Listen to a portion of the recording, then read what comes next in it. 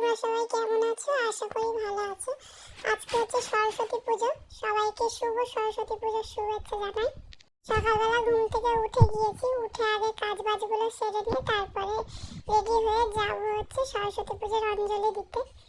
সেই মতন সকালবেলা উঠে ঘুম থেকে বাসন কোসন মেজে নিয়ে ঘরের কাজগুলো গুছিয়ে নিয়ে রেডি হব এবং মেয়েকেও আজকে রেডি করাবো। ইচ্ছা ছিল মেয়েকে শাড়ি পরানোর, কিন্তু মেয়ে বলছে না, আগের বছর একটা লেহেঙ্গা বানিয়ে দিয়েছিলাম, সেটাই ও পরবে। তা ওর কথা অনুযায়ী আজকের লেহেঙ্গাটাই পরালাম। এদিকে কাজ বাজে আমার অলরেডি সারা হয়ে গিয়েছে। এবারে হচ্ছে আগে আমি রেডি হয়ে নেব, তারপরে ওকে রেডি করাবো। নাহলে ওকে আগে রেডি করালে তারপরে হচ্ছে যে সব ঘেটে যাবে আমার রেডি করতে করতে। এই যে সরস্বতী পুজোর আমার লুক। এখন যাচ্ছি হচ্ছে মেয়ের স্কুলে। আমার পুকুকে কিরকম সাজিয়েছি দেখাচ্ছি, চলো।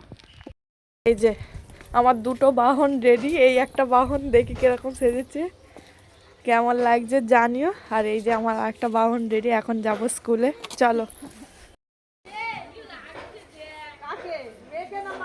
তারপর এদিকে স্কুলে পৌঁছে গিয়েছি। স্কুলে এসে ঠাকুরটাও তোমাদের সাথে শেয়ার করে দিলাম, আর স্কুলে কটা ছবিও তুললাম। সেই ছবিগুলো শেয়ার করলাম তোমাদের সাথে। কেমন লাগছে ছবিগুলো কমেন্ট করে জানিও।